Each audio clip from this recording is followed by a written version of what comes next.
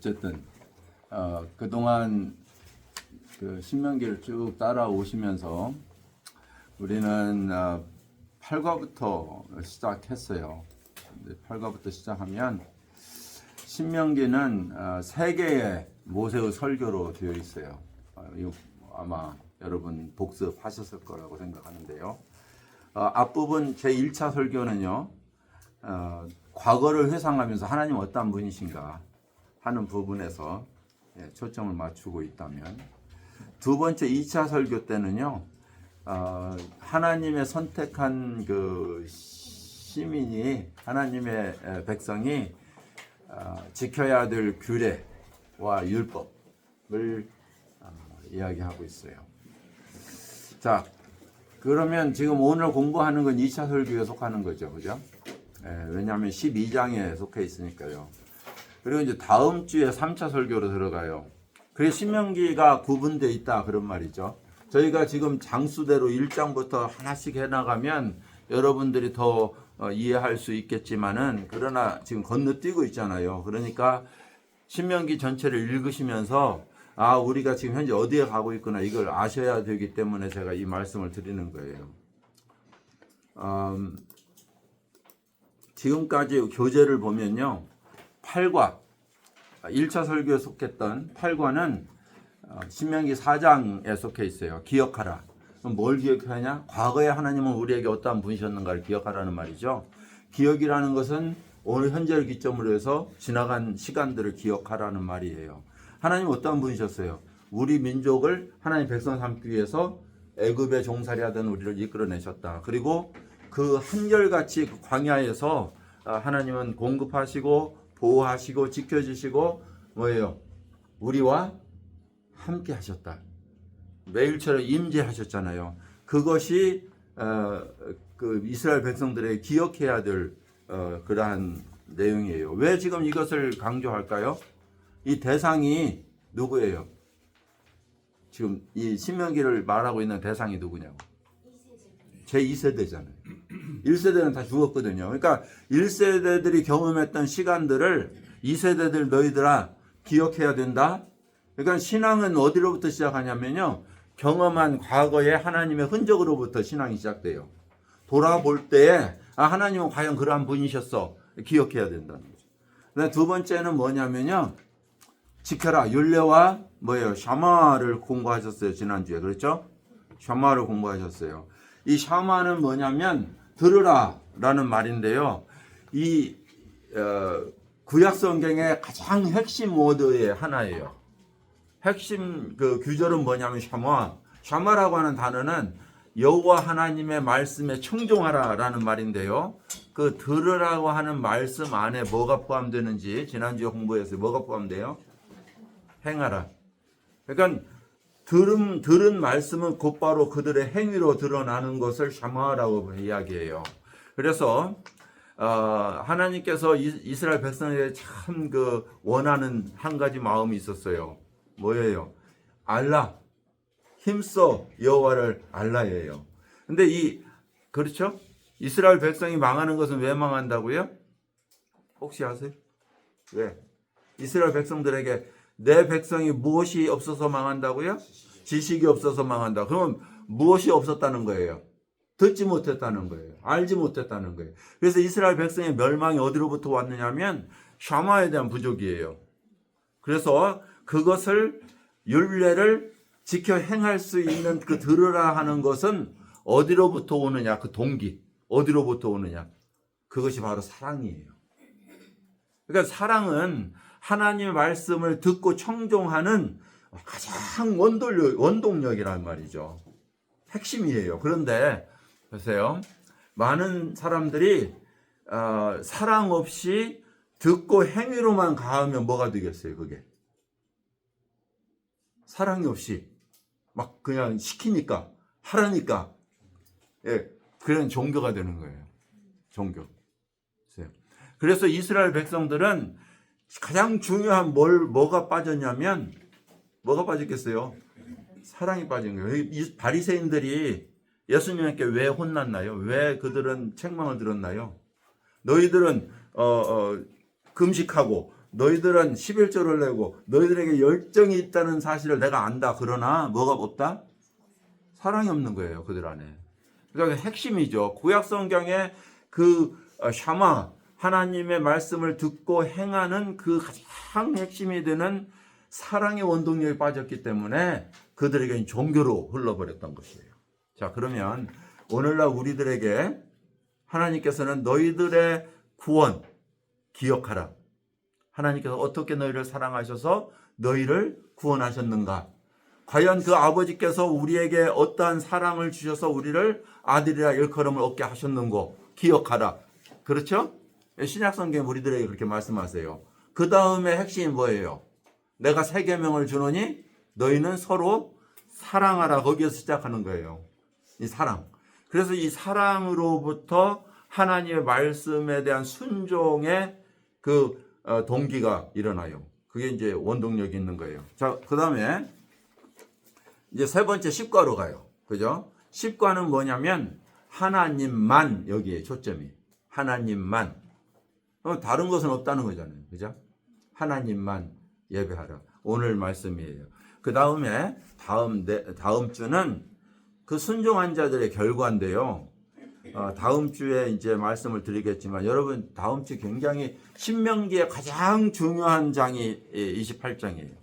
그래서 여러분들이 다음 주는 꼭 28장을 잘 묵상해 오시기 바라요. 자, 그럼 오늘 말씀 두 번째 설교에서 이제 하나님이 앞으로 주실 땅에서 마땅히 행해야 할 그 백성들의 규범, 즉 율법에 대한 말씀을 선포하고 있죠.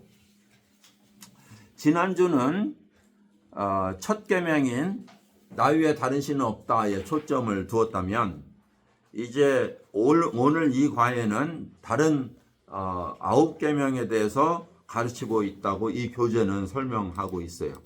자, 그래서 9과는 10과의 그 연속선상에 있고요. 오늘 공부에 그 후반부 9계명을 다루고 있다라고 교재를 통해서 이제 볼 수 있었고요. 그 다음에 오늘 본문 연구로 들어가겠어요. 본문 연구에 12장 1절에서 7절 의상 숭배를 멸하라. 그 다음에 8절에서 11절 하나님을 예배하라. 그 다음에 29절에서 32절 굳게 서라. 이런 내용으로 여러분들이 아마 공부를 해 오셨을 거예요. 그렇죠? 자, 그러면 첫 번으로 우상 숭배를 멸하라. 1절에서 7절 말씀을 먼저 읽겠어요. 자, 본문으로 갑니다.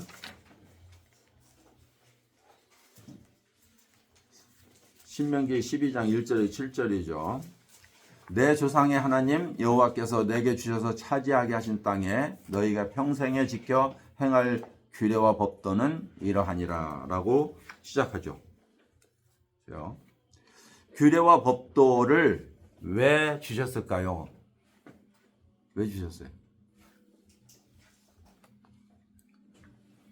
너희가 여기 뭐라고 이야기해요? 너희가 여호와 하나님께서 너희들에게 허락해 주실 그 땅에 들어가거든. 그렇죠? 그렇죠? 그러면 그곳에서 살아가야 될 그 도리, 법칙, 규율을 내가 제정해 준다. 이렇게 이야기하세요. 자, 여기 이제 보시면 이것은 아브라함의 언약과 연결이 돼요. 아브라함이 하나님의 선택을 받고 약속을 처음 받을 때 하나님께서 그에게 나타나셔서 내가 너에게 무엇을 주겠다? 씨를 주겠다. 생명에 대한 약속이에요. 그다음 두 번째는 이 땅을 너희 자손의 기업으로 주겠다. 나라에 대한 약속을 하세요. 이 두 가지가요. 이 씨에 대한 자손에 대한 약속과 이 땅에 대한 유업의 약속이 축복이었어요. 그죠? 자, 그리스도인은요. 아브라함과 동일하게 이 생명에 대한 약속을 받아요. 그 씨 누구예요? 예수 그리스도를 통한 생명을 얻게 되는 약속을 받아요. 그다음 두 번째는 땅에 대한 약속으로 영생이라는 영원한 기업에 대한 약속을 받아요. 이것이 맥락을 같이 하는 거예요. 구약적 개념과 신약적 개념. 그런데 이스라엘 백성들은 가나안 땅, 이 땅을 아브라함에게 너희 자손에게 주겠다고 약속하셨잖아요. 그래서 하나님께서 그의 자손을 그 땅으로 인도하시죠. 그게 신명기잖아요. 이제 인도하신단 말이에요. 그래서 약속의 땅으로 들어가면 너희들은 누구의 백성이 된다고요? 그러니까 하나님의 백성이 되겠다 약속하세요. 그 나라는 하나님이 다스리는 나라가 되면 그 나라의 법이 있어야 되잖아요. 그것이 바로 하나님이 그 땅에 그 백성에게 정해 주시는 율례와 규범이에요. 그러니까 하나님의 백성으로서 어때요? 마땅히 살아가야 될 도리. 그것이 바로 그 율법, 즉 율례라는 사실을 여기에서 이야기하는 거예요. 규례와 법도는 이러하니라. 그래서 첫 번째 말씀하시는데요. 2절부터 너희가 쫓아낼 민족들이 그들의 신들에 섬기는 곳은 높은 산이든 작은 산이든 푸른 나무 아래이든지 막론하고 그 모든 곳에 너희가 마땅히 파멸할 것이다. 그랬죠. 그 다음 3절에는 그 제단을 헐고 주상을 깨뜨리고 아세라상을 부사르고 그 조각한 신상을 찍어 그 이름을 그곳에서 멸하라 라고 말씀하세요. 자, 이곳에서는요, 이들에게 수많은 높은 산이나 낮은 곳이나 들이나 나무 아래나 모든 곳에 뭐가 있다? 그들의 신들이 있다는 거예요. 그 땅은요, 잘 보이시는지 모르겠지만 그런 문이 제가 보내드렸으니까 여러분들이 이거를 이미 보셨다고 봐야 되겠죠? 네. 이건 망설이세요. 자, 그 아브라함에게 내가 이 땅에 거하고 있는 민족을 몰아내겠다고 했던 민족들이 사는 곳이에요. 헷 족속, 기브리아 족속, 가나안 족속, 브리스 족속, 히위 족속, 여부스 족속, 아모리 족속, 그 다음에 이 아모리 족속이 이쪽에 살았는데요. 이곳은 르우벤과 갓 지파에게 넘겨주는 땅이 되었어요. 자, 이 족속들이 사는 땅에 이렇게 각종 우상들이 섬기고 있었다는 사실이에요. 근데 이 우상들은 대부분 무엇과 관련이 되냐면요, 그들을 괴롭게 하는 것. 왜 그래요? 괴롭게 하면 싫잖아요. 그러니까 그들을 섬겨가지고 우리 좀 괴롭게 하지 마세요. 그렇게 되는 거예요. 그죠? 모기, 벼룩, 파리, 이런 것들이 그들의 신이 되기도 하고요. 그다음에 두 번째, 그들이 원하는 것, 뭐겠어요? 풍요로운 것. 그래서 신이라고 하는 것은요, 내가 원하는 것, 그 대상이 되고요. 혹은 나를 괴롭히는 것이 신이 되는 거예요. 자, 그래서요, 그 시대의 신들이 이거 외에도 많았어요. 범신론적이기 때문에 굉장히 많은 신들이 이렇게 다양하게 있었는데요. 이 신들 중에 대표적인 신이 있어요. 가장 뛰어난 신을 엘이라고 불러요. 그런데 이 엘이라고 하는 그 신의 해석은요, 하나님으로 번역이 돼요. 왜냐하면 엘이라고 하는 것은 유일한 신이시다, 최고의 신이다는 뜻이에요. 최고의 신. 그래서 저희 반에 왔으니까 제가 백그라운드를 좀 이야기를 해드릴게요. 고대 시대에 구약 성경이 기록되었던 아브라함 시대에는요, 신이 다 신이었죠. 각 민족마다 다 다른 신이 있었죠. 그래서 모든 신을 섬기다 보니까 이쪽 민족이 우월하기도 하다가 그 다음에 쇠하기도 하다가 이쪽 다른 민족이 우월하기도 하고 그러잖아요. 그러니까 어떤 신이 최고의 신인지 잘 구분이 안 되죠. 그러니까 그 중에 제일 뛰어난 신을 하나를 섬기기 시작했어요. 그래서 이 신전을 만신이라고 하는, 모든 신을 다 섬기자 하는 만신전을 만들어 놓고요. 그 시대에 그 신전 안에 각종 신을 다 모셔놨어요. 그리고 최고의 신으로 엘을 둔 거예요. 엘. 최고의 신. 그래서 엘이라고 하는 신은 누구냐면 모든 신 위에 뛰어난 신이다라고 모든 민족이 인정했던 그 시대에 하나님께서 바로 엘이 나야 이렇게 강조하신 거예요. 자, 그러면 모든 족속들 중에 많은 제사장들이 있었잖아요. 많은 제사장들이 있었어요. 모세 그 장인도 섬기는 신도 있었고 바알 아니 그 누구죠? 그 우리가 멜렉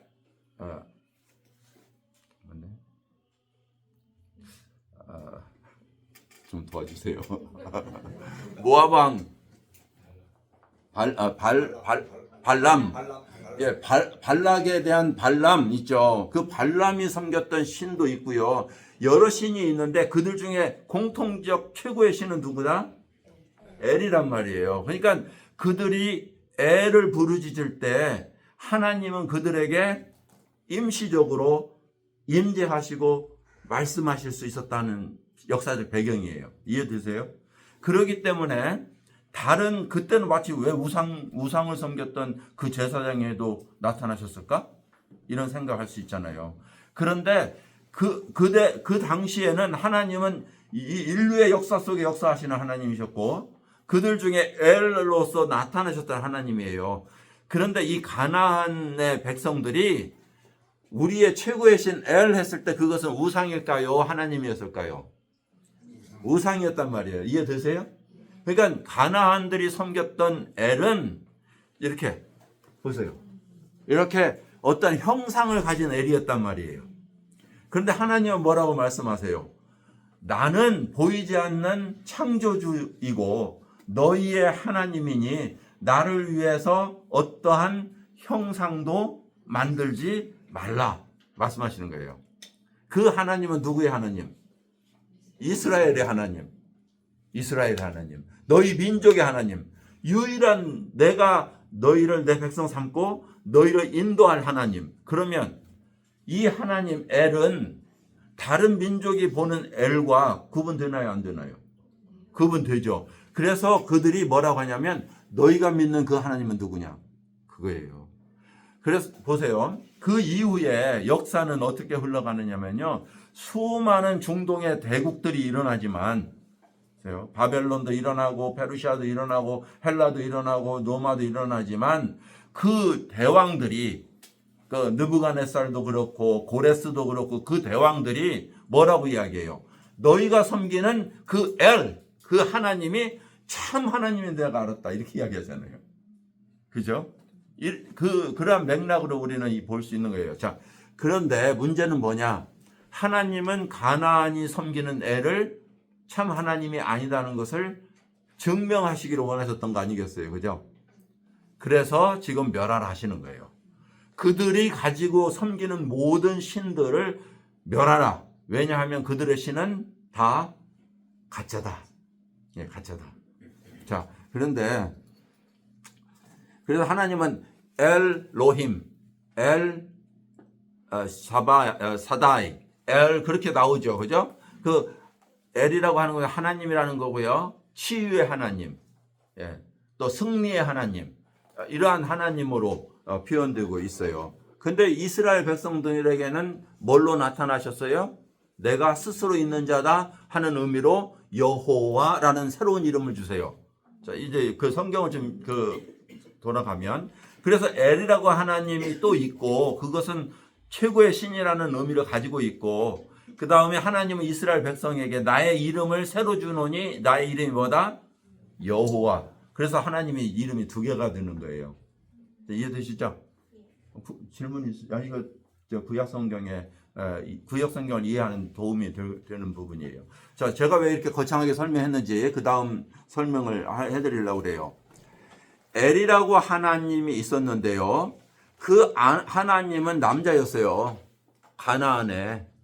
그래서 결혼을 했는데 아세라라고 하는 여신과 결혼을 했어요.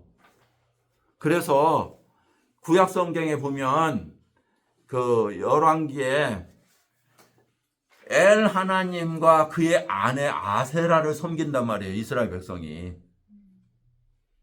예? 열왕기에 므낫세가 또 그런 짓을 한단 말이에요. 그러면 지금 뭘로 돌아간 거예요? 엘이 누군데? 예? 원시 종교 가나안의 신으로 섬겨 들어가 버린 거예요. 그런데 사실은 이 이스라엘 백성이 섬겨하는 엘은 누구예요? 여호와란 말이에요. 그러니까 이스라엘 백성들이 가나안 신의 그 엘을 역행시켜 버린 거예요. 바꿔버린 거예요. 그러니까 하나님께서는 원통하신 거죠. 이 백성이 나를 배반했다. 그렇게 이야기하는 거예요. 그래서 이 부분이 여러분들에게 백그라운드가 되는 부분이에요. 하나님이 왜 그들을 그렇게 미워하셨는가?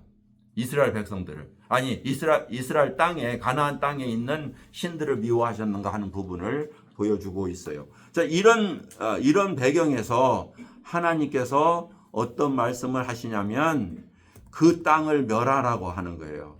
그들의 신 섬기는 곳을 멸할 것이고 제단을 멸할 것이고 세워놓은 돌탑 이 주상을 멸할 것이며 아세라 상을 불사할 것이고 아세라는 여신이에요. 엘의 와이프. 그 사람은 풍요의 신이에요. 그 다음에 조각한 신상들을 멸할 것이고 그들의 이름을 그곳에서 쓸어 없애라. 그러기 위해서는 뭐가 필요했겠어요? 그러기 위해서는 네? 그 민족을 싹 멸해야 되는 거예요. 그래서 멸해야 되는 거예요. 왜냐하면 지난주에 했겠죠 그거? 그들을 멸하지 않으면 그들이 올무가 되는 거예요. 가시가 되는 거예요. 왜냐하면 그들의 신상, 그들의 신들을 지속적으로 끌고 들어오기 때문이에요. 자, 이것을 누가 했어요? 그런데 다시 왕국으로 돌아가서 누가 그 신들을 끌어들였어요? 솔로몬이라니까요.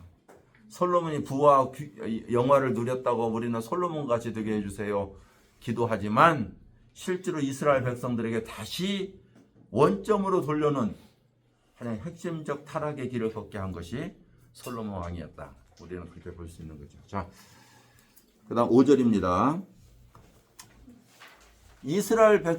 하나님께서 그들 멸하라고 하는 대신에 이제는 규범, 명령 5절 뭐예요? 오직이라는 건 다른 선택이 없어요. 다른 신과 구분된 그들의 여호와 하나님 5절 보겠습니다. 오직 너희의 하나님 여호와께서 자기 이름을 두시려고 너희 모든 지파 중에 택하신 곳인 그 계실 곳으로 찾아 나아가서 이렇게 이야기해요. 자기 이름을 어디다 두셨죠? 하나님께서 하나님의 임재하시는 곳, 예, 성막이죠. 하나님이 계시는 그곳, 그 장소를 택해서 거하게 하셨어요. 그래서 그 하나님께서 그 성막을 이제 그 한 곳을 택해서 두게 하시죠. 물론 이제 길갈이라고 하는 곳을 이제 선택하게 되는데요. 그러나 이스라엘 백성들은 계속적으로 옮겨요. 이것을 옮기기도 하고 그 다음에 여기 보이는 섬기는 곳 있죠. 산에 섬기는 곳, 이스라엘 가나안 백성들이 섬겼던 산에 섬겼던 곳, 그곳을 산당이라고 불러요. 그러면 산당은 이스라엘 백성들이 우상은 다 찍어 없애는데 불태워 버리는데 뭐만 남겨둬요? 항상 산당은 그대로 두었더라. 여기 보시죠. 예, 그러니까 이 하나님께서 멸하라는 것 중에서 항상 남겨놓는 한 가지가 있었던 거예요. 자, 제가 이제 이러한 지금 계속 이스라엘 민족들의 배경을 이야기하는데요. 실제로 우리의 신앙을 비춰보자고요. 우리의 신앙을. 우리가 하나님을 섬겨가면서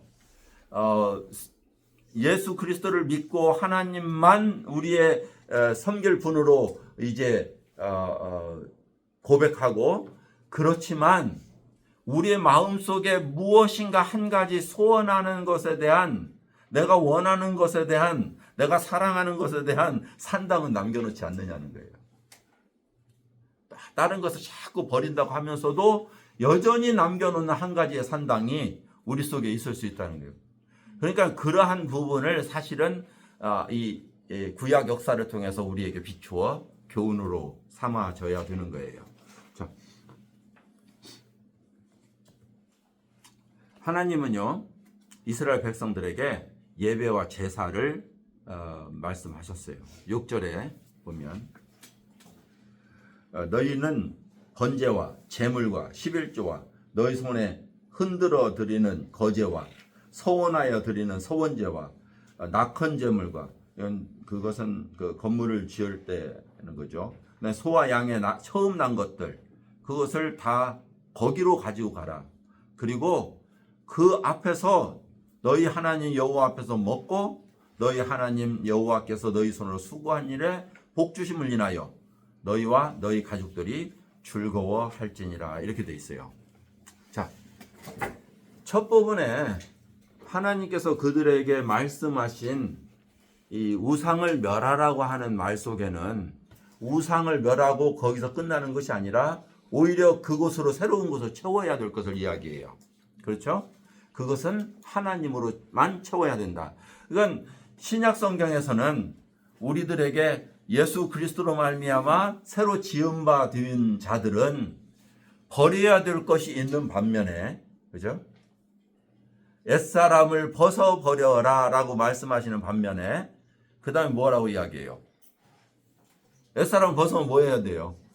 새 사람을 입어야 되잖아요. 그러니까 버려야 될 것이 있는 반면에 취해야 될 것이 있어요. 그래서 우리가 흔히 이야기하는 중독자들이 있잖아요. 중독자, 뭐에 빠져서 못 빠져나오는 종교도 뭐 중독이라고 그러잖아요. 근데 그거 한 가지를 버리면요, 중독은 다른 중독으로 넘어간다고 그러잖아요. 이게 여기에 적합한 표현인지는 모르겠지만 우리들은 비워버리면 그 비어있는 곳이 다른 것을 채워져요. 그래서 우리가 이 우상을 버리면 그곳에 그냥 비어있게 놔주지 않거든요. 그러면 거기다 또 다른 것을 채운단 말이에요. 다른 걸 채워요. 그러니까 많은 경우에 하나님 나는 이것을 버리겠습니다. 그리고 하나님의 것으로 채우지 않는다면 우리는 다른 것으로 채워져요. 다른 것으로. 그래서 예수님께서 뭐라고 얘기했어요? 귀신을 내어 쫓았더니 더 악한 귀신을 갖다 채워 넣더라는 거예요. 그것이 우리들의 이 육신의 습성이에요. 그래서 우리는 비워버리는 것 속에 새로운 하나님의 영으로 채워 넣어야 되는 거예요. 채워 넣어야 돼요. 그래야 우리의 삶이 변화되어져 가는 것이에요. 하나님께서는 멸해야 되고 폐하고 부수어진 그곳에 하나님의 것으로 채우시라고, 내가 선택한 곳으로 가야 된다고, 너희들이 원하는 곳이 아니라 내가 선택한 곳으로 가야 된다고 말씀하시는 거예요. 오늘날에는요, 교회도 그렇게 변했어요. 특히 코로나 이후에는 내가 선택한 곳에서 그렇잖아요. TV를 틀어놓고 그게 유행된 교회의 유행이 됐다고 그래요. 우리는요, 이 신앙생활도 내가 원해야 돼요. 내가 좋아야 돼요. 그렇죠? 그래서 요즘에 교회를 정하는 것도 사람들의 유행어가 하나가 뭐냐면 교회 쇼핑이라는 말이 생겼다고 그래요. 그만큼 우리 왜 쇼핑하죠? 여러분 왜 쇼핑해요? 좋아하는 거 찾으려고. 맞아요. 그거예요. 나의 기호에 맞는 거 찾는 거예요. 이 조건이 뭐냐면 나예요. 근데 하나님은 뭐냐면 내가 정해놓은, 하나님이 지정하신 게 있어요. 그러니까 기준은 하나님께 있는 거지 나에게 있는 게 아니라는 사실이에요. 이것이 두 번째 거라고 연결될 텐데요. 어쨌든 그런데 여기에 재물이 있잖아요. 재물. 이거 하나님이 드리라고 했죠. 맞죠? 번제, 화목제, 소제, 거제, 이 속죄제, 이거 하나님이 드리라고 했죠. 그리고 그곳에 가져가야 될 재물도 이야기하셨죠. 어디에서 이야기했어요? 출애굽기와 레위기에서 이야기하시잖아요. 여러분 공부하셨어요. 자, 하셨던 드리라고 했던 그 재물들이 하나님이 드리라고 했으니까 드리기 싫은데도 아, 이거 하라는데 가지고 가야지. 이렇게 되면 하나님 기뻐하시겠어요? 안 하겠어요? 그게 이스라엘 백성들의 모습이었다니까요. 그러니까 하나님에 대한 사랑이 떠나면 아무리 재물이라도 그것은 자기에게 짐이 되고요. 억지로 드리는 그 재물은 하나님께서 내가 역겨워한다고 말씀하시는 거예요. 이사야서에 그렇게 말씀하시잖아요. 너희가 나에게 날마다 가져오는 그 수천의 기름과 피가 내 역겹다, 보기도 지겹다, 그렇게 말씀하시잖아요. 그리고 너희는 날마다 나에게 보이러 오는데 너희는 내 마당만 밟을 뿐이다. 이 표현이요, 사실 굉장히 심각한 말이에요. 그죠? 그 이스라엘 백성들의 이야기겠어요? 우리의 이야기겠어요? 우리 안에서 사랑이 빠져버리면 하나님께 섬긴다고 하는 억지 행동이 나온단 말이에요. 하나님 드리라고 했으니까 드려야지.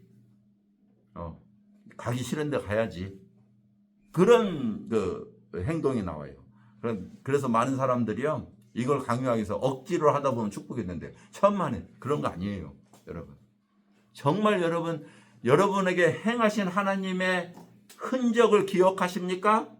그리고 그 기억 속에서 사랑하십니까? 그거예요. 여러분, 하나님께서 나에게 남겨주신 그 흔적이 너무나 감격스럽고 뜨겁다면 그 사랑이 우리 안에서 늘 살아 움직이는 거예요. 생명력이에요. 예. 그 사랑을 기억하셔야 돼요. 그리고 그 사랑 때문에 하나님 앞에 나아갈 때 정말 그 뜨거움이 강해지는 거예요. 열망이 생기고 기쁨이 생기고. 그런데 이 하나님이 번제, 재물 이런 거 가져오라고 했잖아요. 그거 누가 먹었어요? 누가 먹었어요? 같이 먹었어요. 하나님께 드리는 기름 덩어리 이런 거 다 불태우고 나머지는 어떻게 했어요? 같이 먹었단 말이에요. 하나님께서 드려라 한 이유는 뭐냐면 너희를 만나러 와서 내 앞에서 머물며 그리고 함께 뭐 하라고? 즐거워하라고. 무엇 하면서? 나를 기억하면서. 이게 예배예요. 여러분, 예배는요, 하나님께서 우리에게 주시는 최고의 기쁨이에요. 예배를 통해서 우리에게 진정한 만족, 기쁨, 영광이 드러날 때 하나님의 임재 앞에서 함께 누리는 기쁨, 이게 예배예요. 여러분, 이거 예배 없다면 우리는 예배가 종교가 되는 거예요. 예. 그래서 우리가 하나님의 그 베풀어 주시는 사랑과 삶의 흔적 속에서 일어나는 이 기쁨을 기억하면서 하나님께 나와 정말 애습관과 과거의 것을 청산하고 하나님께서 채워지며 하나님의 이름을 두려고 지정하신 그곳에 함께 모여 나에게 채워주신 하나님을 향한 그 예물을 가지고 즐거워하고 내 목소리를 향해 가지고 즐거워하고 기뻐하고 나의 드려지는 그 몸을 가지고 찬양하고, 여러분, 이런 것들이 하나님 앞에서 즐기는 거잖아요. 기쁨을 누려라. 결과입니다. 결과는 우리의 즐거움을 하나님이 원하셨던 거예요. 그것이 바로 우리의 힘인 거예요. 여호와를 즐거워하는 것이 우리의 힘이다. 그렇게 이야기하죠. 기억하시죠? 여호와의 즐거워하는 것이 우리의 힘이에요. 근데 우리는 여호와를 즐거워하는 것을 하지 못하면 능력이 없어지는 거란 말이에요. 예. 그래서 이 예배는 우리의 능력이에요. 자, 그 다음으로 갑니다. 이 두 번째. 이어져 가는 거죠. 예배에 대한 이어져 가요. 두 번째는 뭐냐면요. 우리가 8절. 오늘 여기에서 각기 소견대로 하였거니와. 참 이거 어디에서 많이 들은 이야기죠. 어디에서? 사사기에서.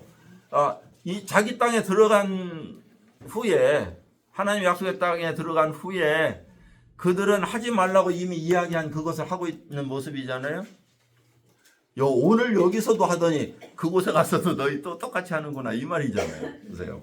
그런데 그걸 경고한 거죠. 결국은 실패했지만 8절에 보면 우리가 오늘 여기에서 너희 소견대로 하였거니와 너희가 거기 가서는 그렇게 하지 말아라. 예. 우리는요 오늘까지 우리 소견대로 살아왔을 수 있어요. 그런데 오늘이 바로 이제는 그렇게 하지 말자. 이것의 반복이어야 돼요. 오늘까지는 우리의 소견대로 했다면 내일부터는 그러지 말자. 이것은 무엇을 의미하냐면요. 진정한 하나님 앞에서의 회개를 의미해요. 그리스도인은요. 하나님 앞에서 세상을 향한 결벌과 하나님을 향한 신앙으로 살아가는 자들이에요. 무슨 말이냐면 세상을 향해서 등지고 하나님을 향한 발걸음. 이것이 바로 그리스도인의 삶의 모습이에요. 자, 세상을 향해서 등진다고 하는 것은요. 회개예요. 회개. 그러니까 회개라고 하는 것은요. 많은 사람들이 생각하는 하나님 이 죄 용서해 주세요. 이것 아니에요. 하나님 나 이 죄 졌습니다. 용서해 주세요. 이것은 자백이에요. 나는 철저하게 하나님 앞에서 죄인인 것을 깨닫고 세상을 향해서 등지는 것, 돌아서는 것, 그리고 하나님을 향해서 내 얼굴을 향하는 것을 믿음이라고 불러요. 그래서 사도행전은 하나님께를 향하여 회개하라 이야기한 것은 죄를 고백하라는 이야기가 아니에요. 세상을 향해서 등을 절하는 말이에요. 그래서 회개라고 하는 단어를 잘 이해하셔야 돼요. 죄를 자백하는 그 한 가지 한 가지는 회개를 동반해요. 왜냐하면 하나님 세상을 향해서 등지기 때문에 죄를 자백하는 거겠죠. 그런데 용서해, 나 잘못했어요. 그러고 도로 돌아가면 뭐예요? 그게 회개예요, 아니에요? 아니라니까요. 그래서 세상을 향해서 등진다. 그게 회개예요. 돌아선다. 그리고 하나님을 향해서 향한다. 지금까지는 너의 소견대로 행했지만 이거 뭐예요? 세상을 향해서 살았지만 그거잖아요. 너를 향해서 살았지만 그러니까 실제로 그들의 주인은 누구였지만 그 말이에요. 아니 지금까지 너의 소견대로 살았다는 건 뭐예요? 네가 주인이었지 그 말이죠. 예, 네 마음대로 살았잖아. 근데 우리가 내 마음대로 사는 거 있어요, 없어요? 없어요? 이 말 하려니까 좀 부끄러워요. 거의 내 마음대로 살죠. 그런데 그 부분이 돌아서야 될 부분이라는 거예요. 지금까지는 내 마음대로 살았지 않니? 이제는 어때요? 거기 들어가면 그렇게 하지 마. 내일은 그러지 않아야 되겠지. 이것이 우리의 삶 속에 잊혀지지 않는 그런 마음이었으면 좋겠어요. 내 마음대로 지금까지 내가 주인 되어 살아왔던 것을 하나님은 하나님이 주인 되어 살기를 원하시는 그러한 것이 진정한 예배다 하는 거죠. 자, 사사기에 비슷한 내용이 기록되어 있어요. 그런 이야기를 들었음에도 불구하고 그 사사기에 보면 이스라엘 백성들은 여전히 똑같은 것을 경험하죠. 자, 이 땅에서 지금 여기에서 자기 마음대로 살아가는 그들이 안식과 기업에 이르지 못했어요. 아직 광야에 살고 있기 때문에 그래요. 임시적이고 일시적이었다는 사실이에요. 9절에서 10절의 이야기고요. 그런데 거기에서는 하나님께서 그 땅을 기업으로 주실 것이고 평안히 거주하게 하실 것이다. 그리고 대적을 물리치시고 너희에게 진정한 안식을 주실 것이다. 이렇게 이야기해요. 그렇기 때문에 11절에 너희는 너희 하나님 여호와께서 자기 이름을 두시려고 택한 그곳에서 아까 전절에 이야기했죠. 그 똑같은 말씀을 반복하고 있어요. 내가 명령하신 것을 모두 가지고 갈지니 곧 너희의 번제와 너희의 희생과 너희 11조와 너희 손의 거제와 너희가 하나님께서 원하시는 모든 아름다운 선물을 가지고 가서 나에게 드려라. 이 예배에 대한 부분을 또 반복하고 있어요. 그런데 이러한 것을 제물을 하나님이 받아갖고 뭐 하려고요? 아니다니까요. 지금 근본적인 원하는 것은 무엇이냐면 오직 나의 이름만 너희들이 기억해야 된다는 사실을 거기서 이야기하고 있어요. 그곳에 하나님을 신뢰하고 하나님을 섬기는 것은요, 진정한 안식을 주는 대적의 그 손에서 안식을 누리게 된다는 것을 보여주고 있어요. 자, 1번에서 2번 예배까지는 중복되는 부분이죠. 우상을 멸하라와 예배하라는 중복되는 부분이에요. 자, 이제 절수를 건너뛰어서 29절에서 32절에 굳게 서라 하는 것이 나와요. 자, 굳게 서라고 하는 것은요. 우리 함께 읽죠. 시작. 내 하나님 여호와께서 내가 들어가 쫓아낼 그 민족들을 내 앞에서 멸절하시고 내가 그 땅을 차지하여 거기 거주하게 하실 때에 너는 스스로 삼가 내 앞에서 멸망한 그들의 저치를 밟아 올무에 걸리지 말라. 또 그들의 신을 탐구하여 이르기를 이 민족들은 그 신들을 어떻게 섬겼는고 나도 그리하지 말라. 내 하나님 여호와께서는 내가 그와 같이 행하지 못할 것이라. 그들은 거기서 꺼리시며 가증히 여기시는 일을 그들의 신들에게 행하여 심지어 자기의 자녀를 불살라 그들의 신들에게 드렸느니라. 내가 너희에게 명하는 이 모든 말을 너희는 지켜 행하고 그들의 잠깐만요. 예.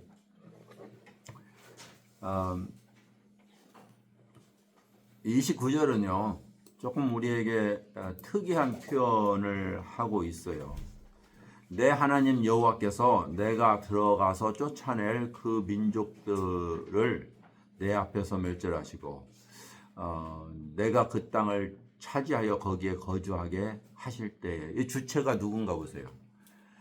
사실은 너희들이 그 땅을 들어가게 되는 것, 그들을 쫓아내는 것, 그들이 거하게 되는 것, 이것이 바로 하나님 여호와로 말미암을 이야기하고 있어요.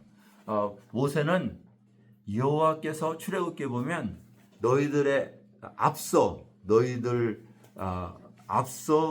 그 땅에 들어가서 그들을 멸하시리라 라는 표현을 하고 계세요. 우리의 그 신앙 삶 속에서 우리가 하나님 앞에 헌신하게 되고 우리의 영적 성장이 일어나기 위해서는 하나님의 먼저 역사하심이 필요해요. 하나님의 간섭하심이 필요해요. 그 말은 무엇을 의미하냐면요. 하나님, 내가 하나님을 위해서 올해 한 해만큼은 내 삶을 전적으로 헌신하겠습니다. 이렇게 결심한다 할지라도 하나님의 허락하심과 하나님의 내 삶 속에 간섭하심이 먼저 일어나지 않으면 우리는 그게 있을 수가 없다는 사실이에요. 그래서 이제 한 해를 마무리해 가죠. 우리가 이제 11월이잖아요. 한 해를 마무리해 가는데 1월 달에 결심한 것 여러분 돌아보세요. 내가 신앙의 삶 속에서 아니면 어떠한 나의 인생에 도움이 되기 위해서 무엇을 해야 되겠다 결정한 것이 얼마나 이루어졌는지 이제 결산할 때잖아요. 결산하시면서 그 부족함에도 불구하고 나에게 지켜주시고 인도하시고 채워주시고 보호해 주셨던 하나님을 감사절을 통해서 일단 감사 먼저 하시고요. 그리고 이제 결산하는 시간을 좀 가지세요. 그리고 한번 생각해 보세요. 새해에는 하나님 나의 삶 속에 이것을 하고 싶지는 않은 소원이 있다면 그 소원을 두고 먼저 하나님께서 준비시켜 주시다 기도하세요. 하나님께서 허락하시고 하나님께서 예비하시고 하나님께서 환경을 여시고 환경에서 하나님께서 조건을 허락해 주시면 그것이 가능한 것이에요. 그렇지 않다면 우리는 하나님께서 허락해 주시는 그 영적 삶의 영역 속에서 우리는 계속적으로 반복적으로 실패하게 된다는 것을 보여주고 있어요. 그런데 이스라엘 백성들에게는 하나님께서 이미 허락하셨다고 약속하셨고요. 그들을 먼저 역사하실 것을 이야기하고 있죠. 그럼에도 불구하고 이스라엘 백성들은 그 땅에 들어가서 차지해야 되는 실제적인 삶을 살았어요. 그 말은 무엇이냐면 역사는 우리들의 시간 속에 일어나는 우리의 삶이기 때문에 그래요. 제가 지난 3주 제가 4주를 빠졌나요? 4주를 빠졌네요. 주일로는 이 4주 동안 시간의 흐름 속에서 참 많은 일을 하고 왔어요. 그래서 하나님께서 계획하신 일이 그곳에 있었기 때문에 저는 갔다고 저는 봐요. 왜냐하면 그곳에서 좋은 일들이 일어났기 때문이고요. 말씀을 전하는 기회가 있었기 때문이고요. 또 거기에 대한 그 결과가 또 참 좋게 간증하는 분들이 계셨기 때문이고요. 그러한 부분들은 뭐예요? 내가 가서 말씀을 전했다는 여기에 초점이 있는 것이 아니라 하나님 앞서 가셔서 그 환경을 만들어 놓으신 것을 볼 수 있어요. 이번 수양회에 특별히 한 분은요. 저는 영어부를 맡았기 때문에 미국 사람들을 대상으로 했지만 한국분 한 분이 이제 한국부에 오셨는데 하나님을 믿지 않는 분이셨어요. 그런데 말씀을 듣는 중에 예수님 믿겠다고 고백하고 자기가 그 예수님이 자기의 구주이신 것을 확신하게 됐어요. 여러분, 이 한 생명이 돌아오는 건요, 예수님의 말씀을 빌으면 천하보다 귀한 거예요. 이런 역사가 일어났다고 하는 사실은 이 천하보다 귀한 일이 귀한 시간이 되었다는 이야기고요. 누가복음 15장에 보면 잃어버린 한 양을 돌아오는 그것으로 인하여 하늘에서는 큰 잔치가 벌어진다는 사실을 우리는 알아요. 그렇죠? 자, 이러한 것은 하나님의 역사하심이에요. 하나님의 역사하심. 그러니까 저와 여러분들이 기도해야 되는 건 뭐냐면 하나님은 나의 주인이십니다. 맞죠? 하나님은 나의 아버지시고 나의 예수 그리스도는 나의 주인이십니다. 그러면 나의 인생을 누가 인도하세요? 자, 그러면 내년도 하나님 앞서가세요. 여러분, 하루도 나는 장담할 수 없는 인생을 살아요. 그러한 인생을 살면서요, 제가 비행기 타고 이 먼 곳까지 날아오면서 공중에 떠 있는지 모르고 날아왔단 말이죠. 정신 나갔잖아요. 거기서 자요 또. 예.